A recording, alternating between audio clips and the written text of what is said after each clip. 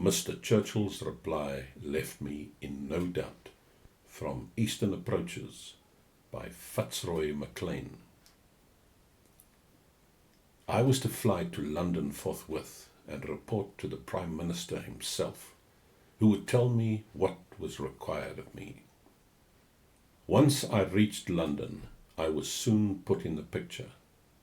Information reaching the British government from a variety of sources had caused them to doubt whether the resistance to the enemy of General Mihailovich and his Chetniks was all that it was made out to be. There were indications that at least as much was being done by armed bands bearing the name of partisans, led by a shadowy figure known as Tito. Hitherto, such support as we had been able to give had gone exclusively to Mihailovich. Now doubts as to the wisdom of this policy were beginning to creep in, and the task which I had been allotted was to form an estimate on the spot of the relative value of the partisans' contribution to the Allied cause, and the best means of helping them to increase it. For this purpose, I was to be dropped into Yugoslavia by parachute, as head of a military mission accredited to Tito, or whoever I found to be in command of the partisans. My inquiries revealed that, in fact, little or nothing was known of the partisans in Whitehall.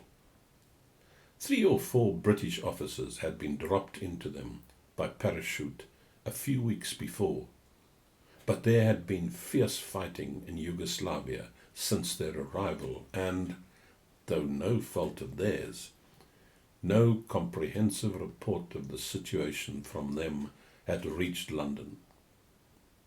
It was, however, believed that the partisans were under communist leadership, and that they were causing the Germans considerable inconvenience, an impression that was principally derived from German sources. Their principal sphere of activity was thought to be in Bosnia, and it was there that I was to be dropped. As to Tito, there were various theories concerning his identity. One school of thought refused to believe that he existed at all. The name, they said, stood for Tajna Internationale Terroristische Organisatie, or Secret International Terrorist Organization, and not for any individual leader. Another theory was that it was simply an appointment, and that a new Tito was nominated at frequent intervals. Finally, the more romantically inclined claimed that Tito was not a man, but a young woman of startling beauty and great force of character. A day or 2 after I arrived in England, I was rung up from number 10 Downing Street and told that Mr. Churchill wanted me to come down to Chequers for the weekend so that he could explain to me what he had in mind. Towards midnight, in the middle of a Mickey Mouse cartoon, a memorable interruption took place. A message was brought in to Mr. Churchill, who gave an exclamation of surprise. Then there was a scuffle, and the film was stopped. As the squawking of Donald Duck and the baying of Pluto died away, the Prime Minister rose to his feet. "I have just," he said, "received some very important news. Signor Mussolini has resigned." Then the film was switched on again. As we went downstairs, I reflected that, in view of this startling new development, it was now more unlikely than ever that the Prime Minister would find time to attend to my affairs. But I was mistaken. "This," he said, turning to me, "makes your job more important than ever. The German position in Italy is crumbling. We must now put all the pressure we can on them, on the other side of the Adriatic. You must go in without delay." Mr. Churchill then went on to give me a splendidly lucid and at the same time vivid account of the strategic situation and of what he wanted me to try and do in Yugoslavia.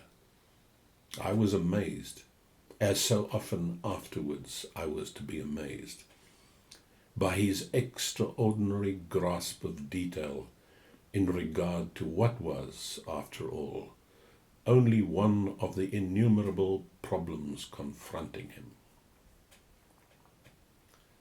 After he had finished, there was only one point which, it seemed to me, still required clearing up. The years I had spent in the Soviet Union had made me deeply and lastingly conscious of the expansionist tendencies of international communism and of its immediate connection with Soviet foreign policy. If, as I had been told, the partisans were under communist leadership, they might easily be fighting very well for the Allied cause, but their ultimate aim would undoubtedly be to establish in Yugoslavia a communist regime closely linked to Moscow. How did His Majesty's government view such an eventuality?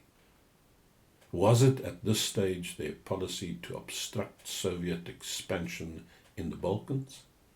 If so, my task looked like being a ticklish one.